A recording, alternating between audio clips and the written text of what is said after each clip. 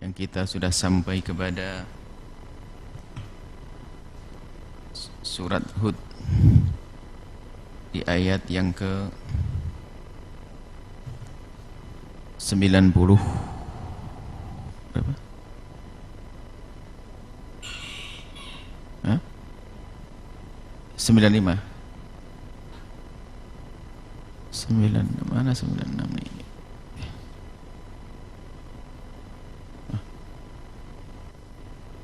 Anfal, mana ini anak? Wah, salah bukanya anak-anak nih. Baik. Sebentar. Mana anak? 9. Sebentar, Hud. Ini siapa ya? Surat Hud. Mana ya? Surat Hud.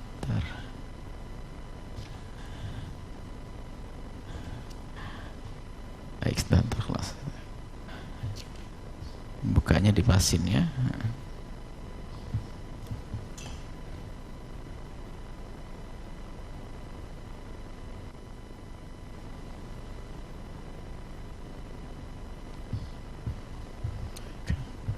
Sampai surat itu tandanya di surat Anfal jauh banget. Bismillah.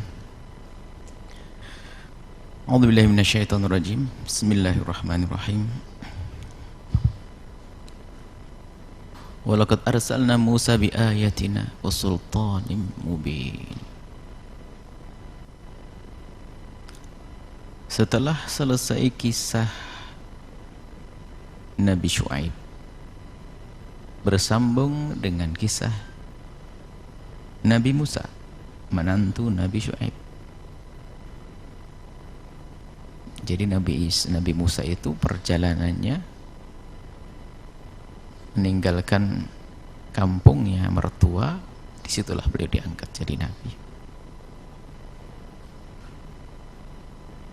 Nabi Musa. Walaqad arsalna Musa, kami sungguh telah mengutus Nabi Musa setelah Nabi Syuaib, bi ayatina, diberi oleh Allah dengan tanda-tanda, ayat-ayat Allah, sultanin mubin. Ayat-ayat Allah itu macam-macam. Yang dimaksud ayat yang selama ini kita saksikan di semesta ini adalah ayat-ayat Allah. Kemudian ayat-ayat Allah kalau ini untuk menguatkan seorang nabi, mengukuhkan kenabian, namanya mukjizat.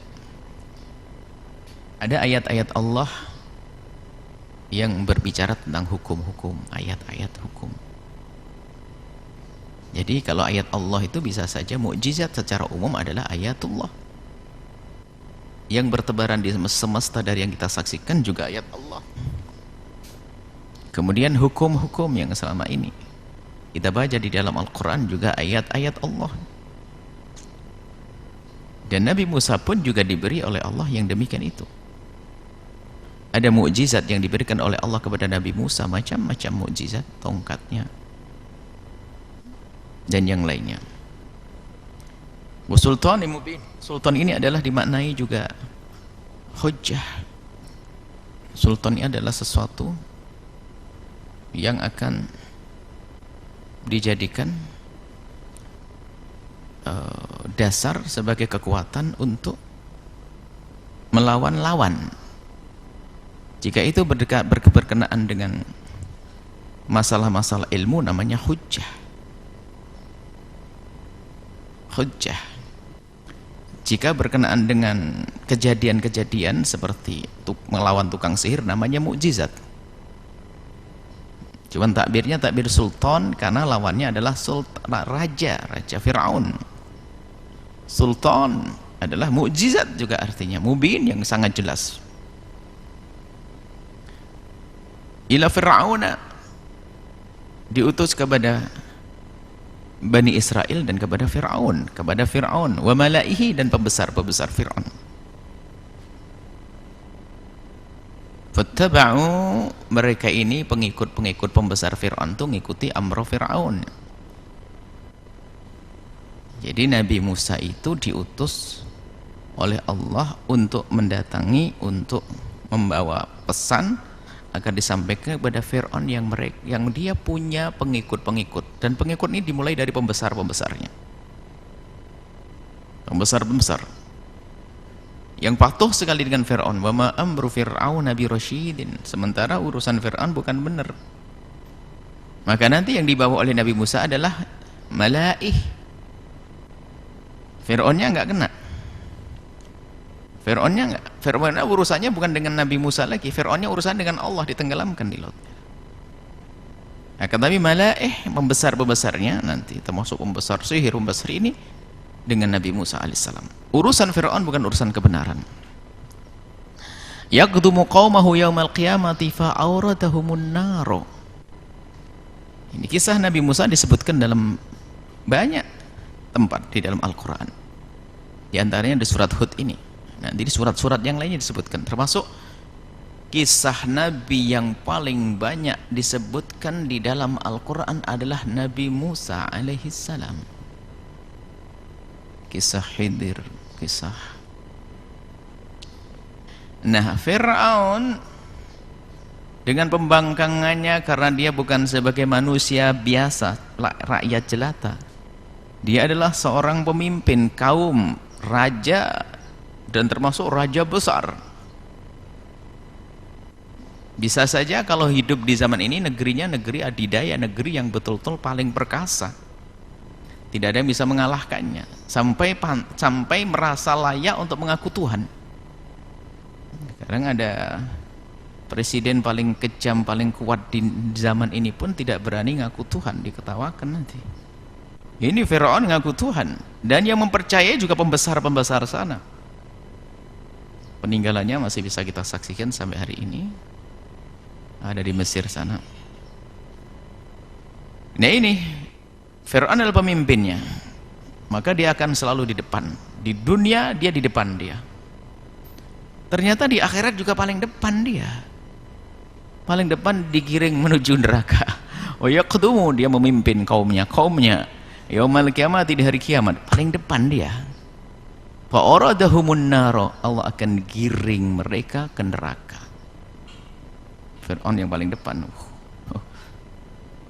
Wa bi'sal wirdul mawrud, dan sungguh sejelek-jelek al-wirdu. Wirdu ini maknanya dari kata warada yaridu. Wirda dan warada yaridu wuruda. Kalau air, warada orang mendatangi, warada yaridu wuruda, wuruda mendatangi. Kalau wuruda mendatangi, belum minum, mendatangi air. Biasanya wurud ilal ma, ayakunal ma waridan. Ayo yang bab fikih air mustakmal masih ingat, ayakunal ma waridan, wurud. Jadi wurud itu mendatangi air. Kalau yang mendatangi, atau maknya mendatangi, tapi ini orang mendatangi. Al-wurud mendatangi. Kalau warada yaridu wirda, mendatangi dan sudah meminumnya, maka wirda. Jadi wirda di sini artinya bukan sekedar mendatangi. Kalau seandainya ada airnya, sudah meminumnya langsung. Bukan sekedar mendatangi neraka, ini dihadapkan neraka, tapi sudah nyebur, ngerasain wirda. Jadi wirda. Dan juga wirda dimaknai orang yang datang. Dalam Al-Quran disebut juga ila jahannama, orang-orang mujrimina, sukul mujrimina ila jahannama wirda. Wirda ini artinya apa? Mereka itu datang. Jadi wirda di sini artinya bisa dimaknai kedatangannya, lalu dia menikmatinya kali itu air. Bisa dimaknai yang datang, artinya sejelek-jelek orang yang datang, ya orang-orang kafir, Fir'aun dan ashabuh, wirda. Bisa saja datang sejelek-jelek orang yang mendatangi sebuah tempat lalu dia menikmatinya. Sebab apa dikatakan sejelek-jelek? Yang dinikmati bukan minuman beneran, neraka. Jadi takbir Qur'ani dengan bahasa seolah-olah mendatangi air. Jadi Kalau orang mendatangi air kan enak, seger. Ini adalah termasuk perendahan ya nih. Dikatakan masuk neraka saja sudah rendah, tapi kalau katakan nikmati itu neraka, akan kurang. Lagi minum pahit, oh manis ya, manis apamu pahit kan begitu. Jadi begitu. Wabashir yang masalah bisyarah. Masalah bisyarah itu kan artinya untuk kebaikan. Tapi kadang diberikan untuk neraka, yaitu maksudnya adalah perendahan, tahakkum, perendahan. Bi'sal wirdu al-mawrudu.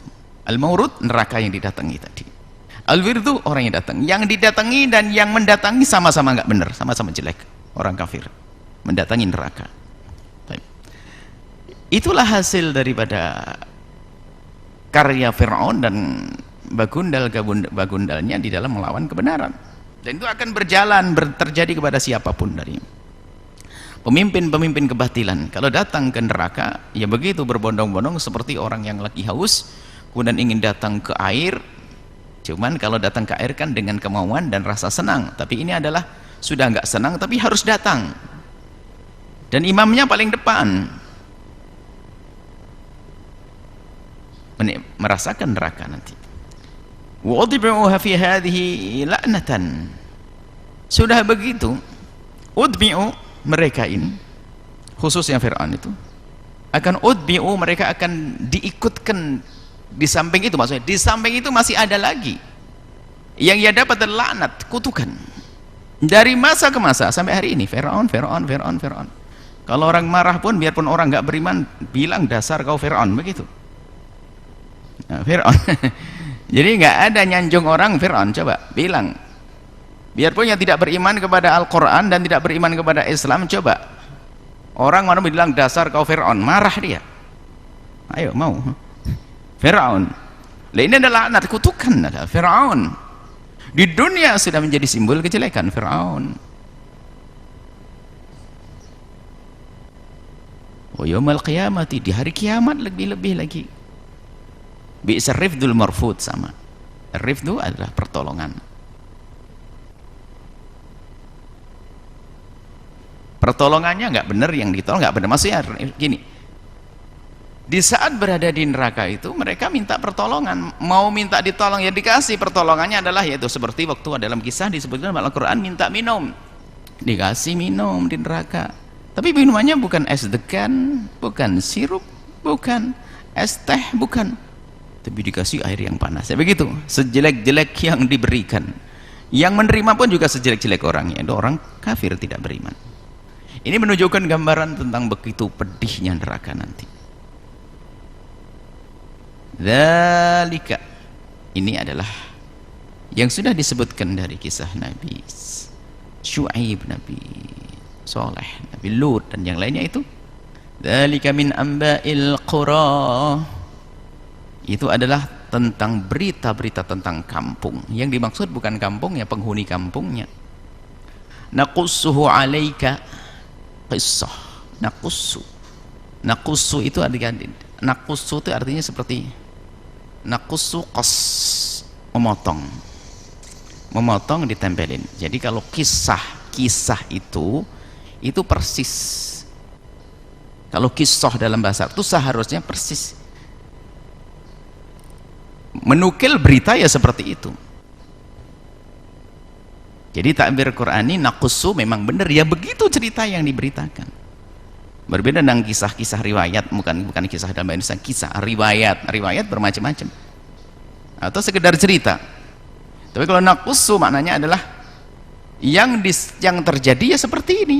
Nggak ada kebohongan, nggak ada ini. Dan Al-Qur'an memang tidak ada yang bohong, benar semuanya.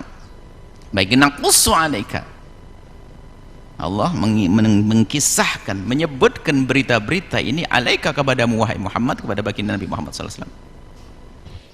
Minha, di antara kampung-kampung yang penghuninya dihancurkan itu, minha qaimun, di antara masih ada yang qaim. Qaim itu masih ada sisanya, bisa dilihat di peninggalannya. Artinya kampungnya dihancurkan, orangnya dihancurkan, perkampungannya masih tersisa. Dan ini bisa ditemukan, sebagian masih ada yang tersisa, sebagian lagi hasidun yang sudah berantakan, hancur.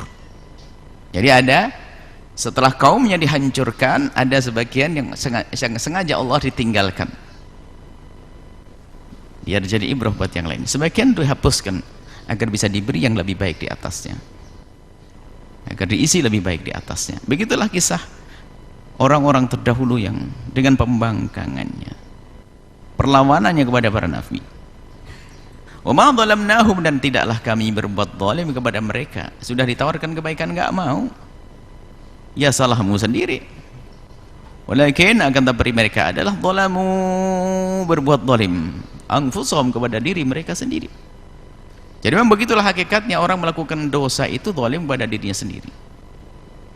Kalau kita melihat satu anak kecil, tiba-tiba dia mengulurkan jemarinya, dia mengambil lilin dimasukkan, kita tidak tega, kamu jangan, dimarahi. Biarpun kita tahu dia tidak berakal, dia tidak berakal, dia bisa memasukkan.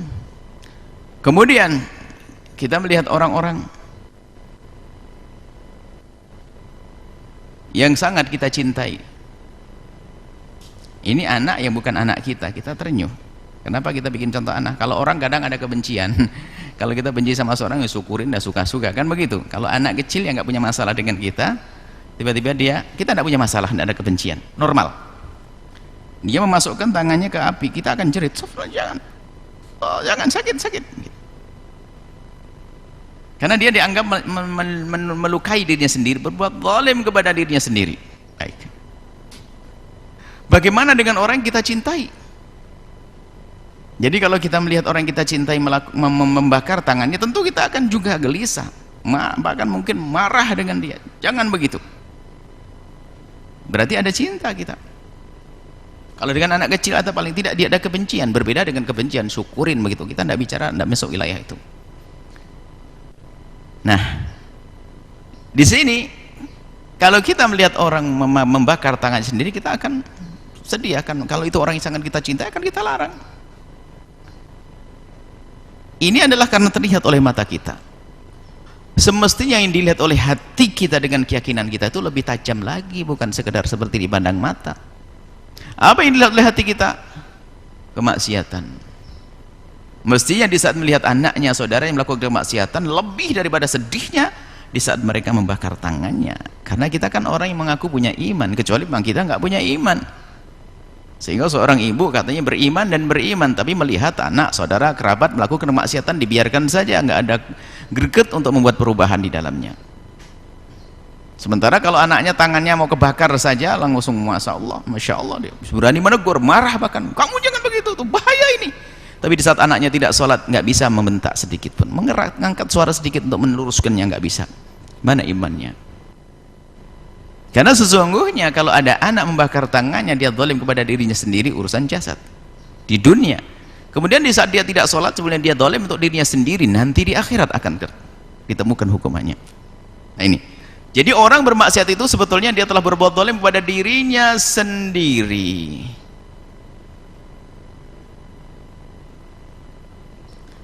Zalim kepada dirinya sendiri. Fama ahnat anhum alihatuhum, fama ahnat anhum alihatuhum, nggak berguna bagi mereka Tuhan-Tuhan yang selama ini mereka sembah. Maksudnya bukan Tuhan-Tuhan benar, tidak ada gunanya setelah itu. Apa yang selama ini mereka tuhankan, bukan Tuhan-Tuhan maksudnya. Fama ahnat anhum, mungkin terjemahnya harus disesuaikan. Fama ahnat anhum, tidak akan bisa berguna bagi mereka alihatuhum, apa yang mereka tuhankan. Karena tidak ada Tuhan selain Allah. Kalau kita akan Tuhan-Tuhan mereka, pengakuan nanti. Alihatuhum, apa yang mereka tuhankan. Allati, yang mereka yad'una min dunillah, yang mereka seru, minta, sembah, sanjung selain daripada Allah Subhanahu wa taala, min syai'in. Tidak ada gunanya sama sekali. Berhalanya nggak bisa memberikan pertolongan. Raja yang dituhankannya nggak bisa memberikan pertolongan. Karena rupanya sama-sama di neraka, jerit-jerit juga di neraka. Bagaimana bisa menolong?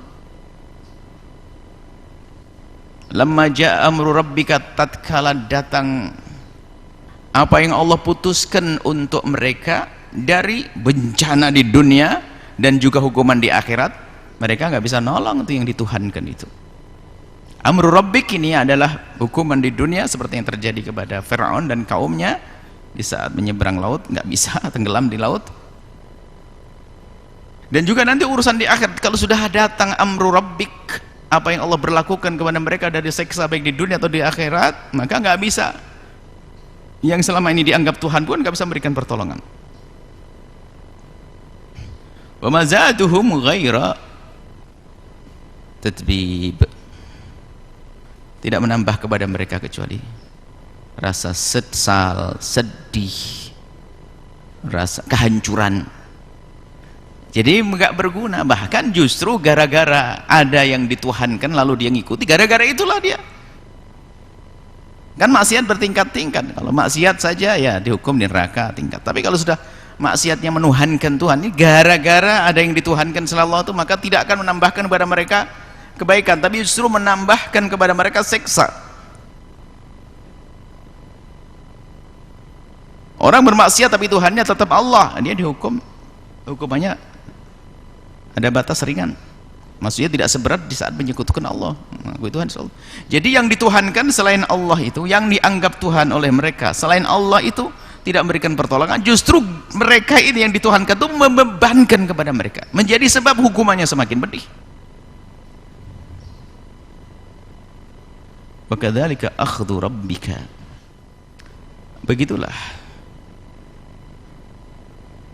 apa yang Allah berlakukan dari hukuman. Akhdhu itu adalah Allah ambil dia dengan murka, maksudnya kalau diambil, ambil dia, tangkap dia, ambil dia dengan murka, maksudnya dihukum. Akhdhu rabbik maksudnya hukuman. Akhdhu rabbika, hukuman Tuhanmu. Idza akhadhal qura, kalau sudah menghukum, menurunkan adab kepada satu kampung. Kampung di sini maksudnya ahli kampung, penghuni kampung tersebut. Wahya dzalimatun, yang zalim kepada diri mereka sendiri. Begitulah kalau Allah memberlakukan hukuman kepada satu kampung yang penghuninya zalim, penghuninya tidak beriman, yang artinya zalim kepada diri mereka sendiri. Inna akhdahu alimun syadidun, kalau sudah hukuman Allah itu adalah pedih dan sangat kuat, menyakitkan. Ini hukuman Allah. Inna fi dzalika laayatan liman khafa adzabal akhirat. Yang demikian ini adalah tanda. Yang demikian ini adalah tanda. Tanda itu sesuatu yang mengingatkan. Tanda, oh jalan belok kiri kanan, ayah. Jadi kalau orang memahami tanda, ngerti, oh menuju ke sana, oh mau hujan ada mendung, oh ayah.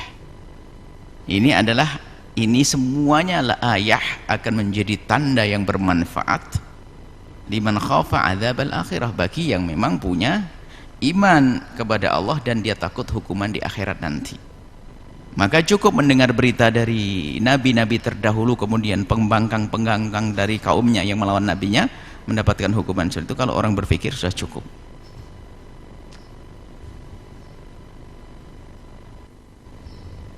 Dzalika yaumun majmu'un lahun nasu, yaitu di hari yang semua akan dikumpulkan di situ, nggak ada yang tertinggal. Dari nabi, mulai zaman Nabi Adam sampai hari kiamat tiba, dikumpulkan, majmu'un lah, dikumpulkan di hari itu. Dzalikal yaumun masyhud, yang disaksikan. Artinya disaksikan, Allah menyaksikan, malaikat menyaksikan, dan orang dipermalukan di depan orang. Bahkan dirinya sendiri menyaksikan perilakunya. Tangan akan bercerita, aku telah digunakan oleh yang punya, oleh Tuanku, ini maksud yang punya tangan, ini semua akan masyhud. Allah, malunya luar biasa. Nggak ada lagi yang bisa berhujjah. Yang menyelamatkan hanya amal baik, keimanannya. Sampai di sini saja, insya Allah kita lanjutkan pada pertemuan yang akan datang, insya Allah. Semoga Allah memberikan pada kita pemahaman yang benar, menjauhkan kita daripada melawan Allah, menguatkan iman kita, menjauhkan kita dari berbuat zalim kepada diri kita sendiri, baik dengan dosa yang kecil, baik dosa dengan dosa kecil atau besar. Semoga Allah Subhanahu wa taala menjaga keturunan kita semuanya sehingga tetap dalam keimanan, di dalam akidah yang Allah ridhoi. Wallahu a'lam bishawab.